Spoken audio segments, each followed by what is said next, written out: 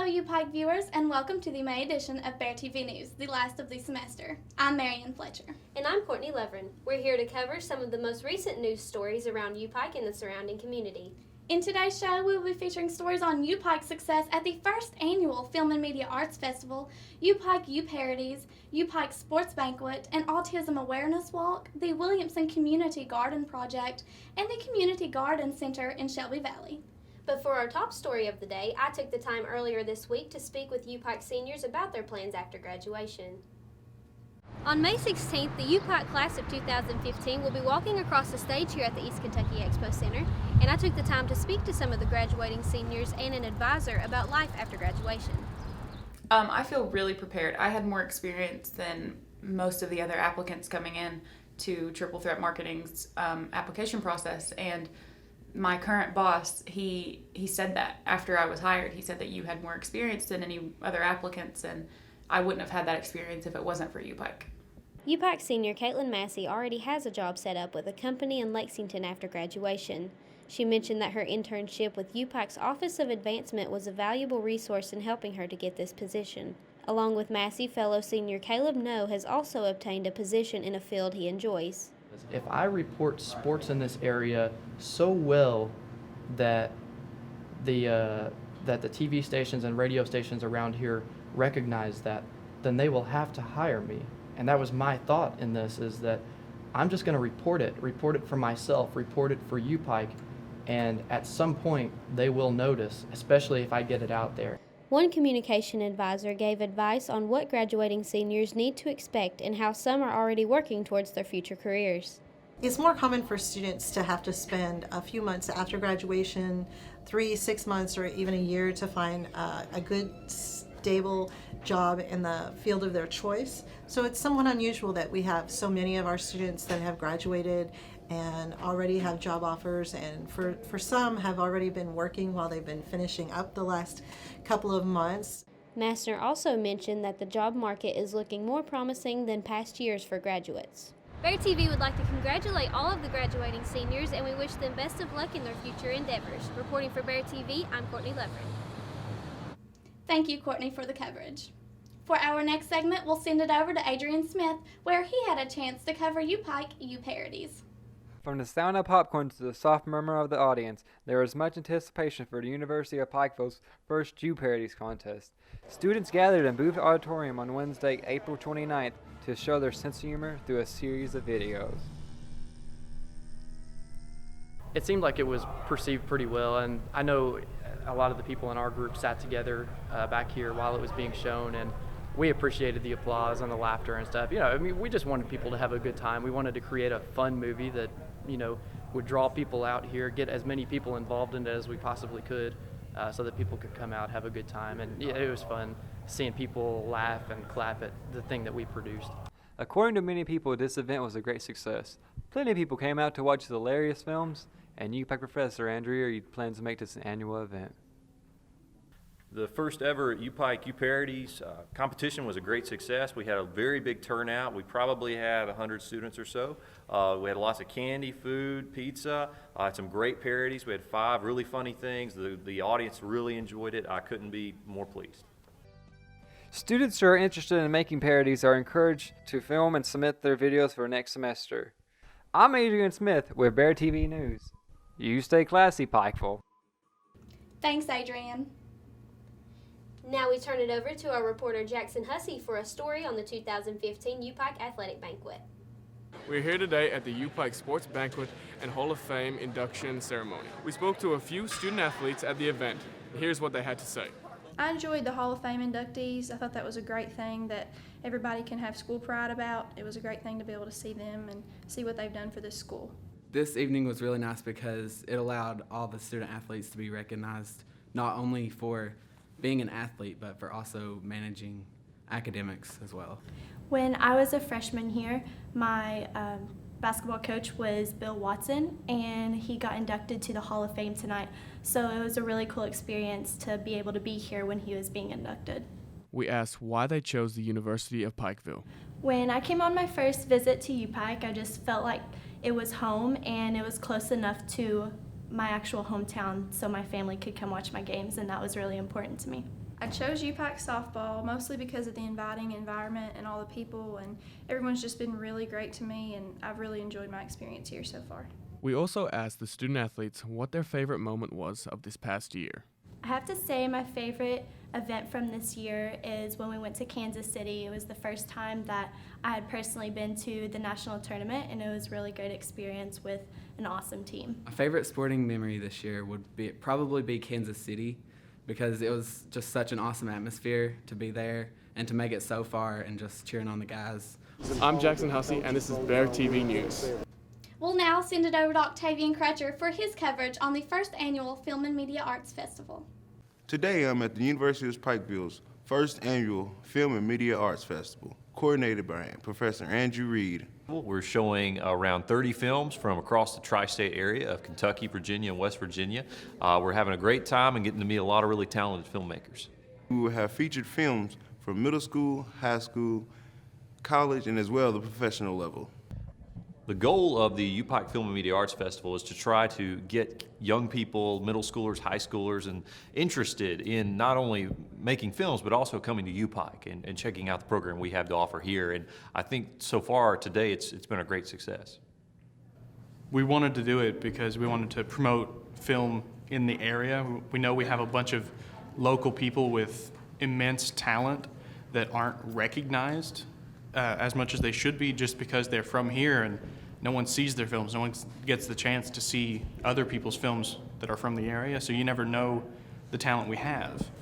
I think it's really important because film is it's a way to express yourself, whether the story you're telling is real or something you've made up to tell show a message. It's really important, and it's expression in one of its purest forms. This is Octavian Crutcher with Bear TV News. Back to you, Marianne. Thanks, Octavian. We are all very excited about this new tradition at UPIKE. In our next two stories, we are highlighting some projects that UPIKE visiting instructor Eric Mathis has been involved in.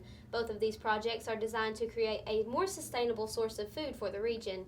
In the first of the two stories, we are taking you to the Community Garden Center in Shelby Valley, where reporter Madison Varney had a chance to speak with its organizer.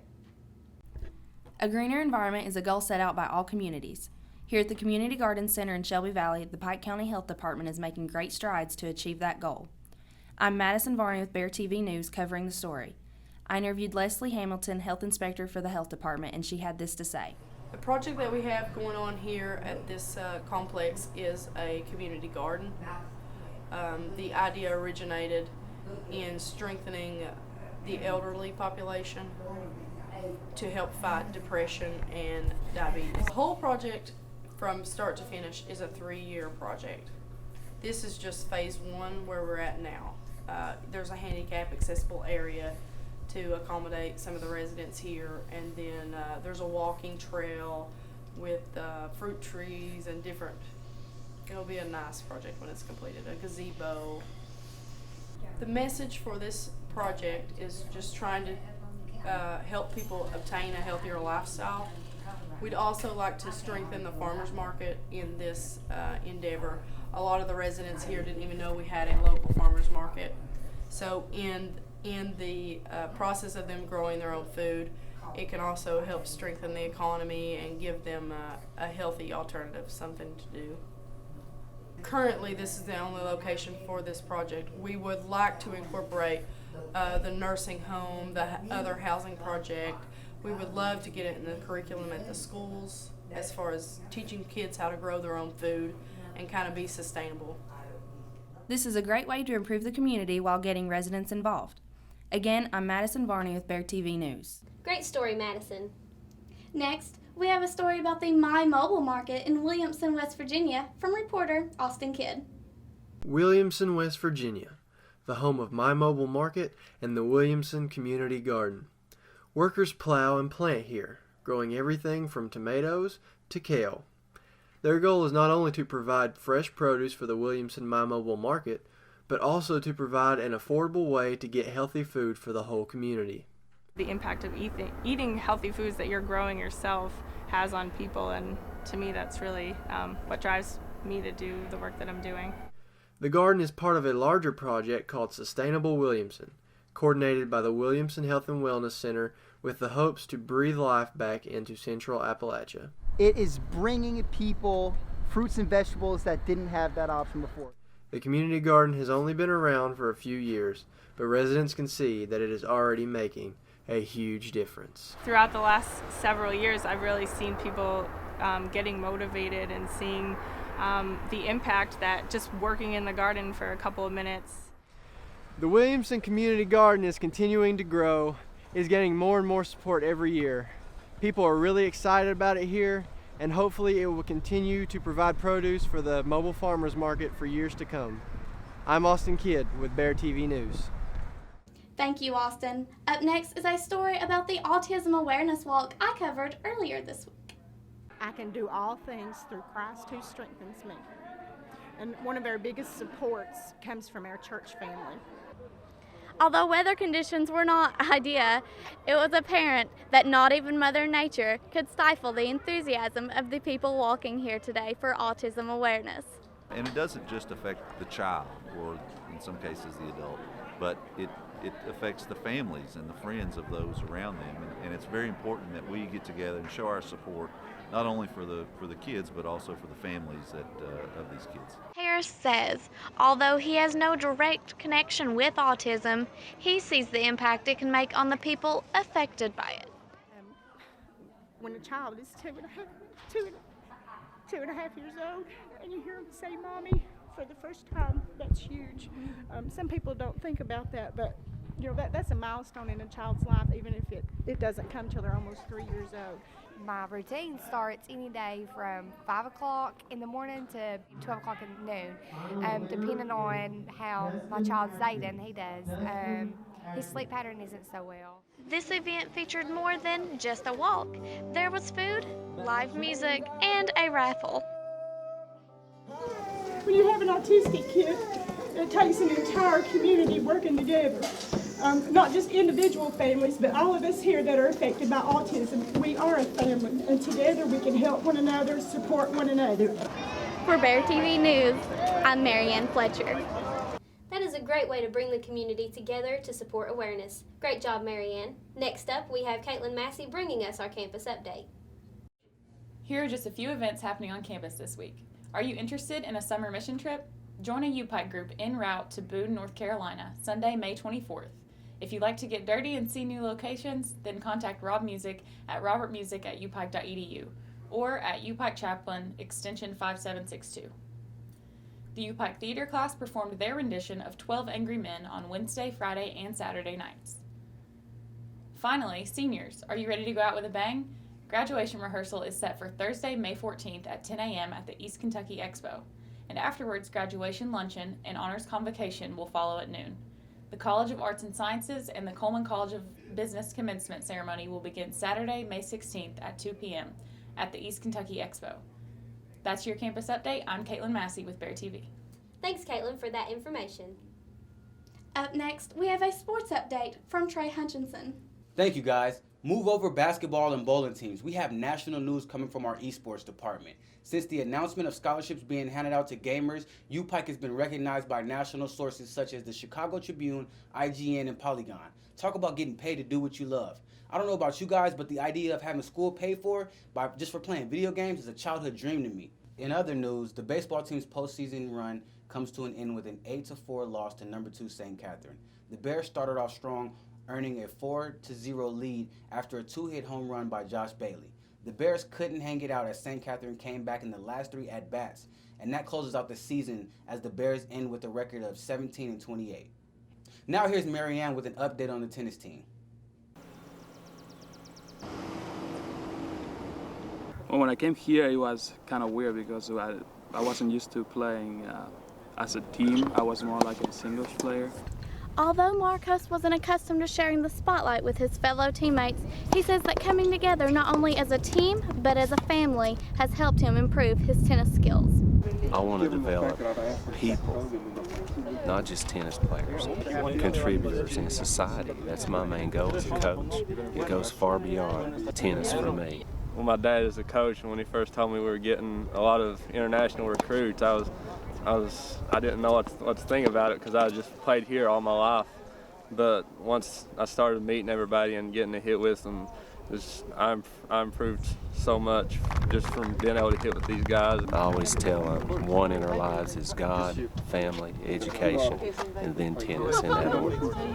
And that's what's most important. Yeah, it's been a wonderful 4 years, and hopefully the team will improve and we will get better, and I'm going to be a bear for all my life. Thank you, Marianne. Now continuing with softball. The softball team was also in action Friday afternoon at the Mid-South Conference Tournament. Our number 4 ranked Lady Bears squared off against the number 3 ranked Georgetown. And although the score doesn't show any justice, it was a hard-fought battle.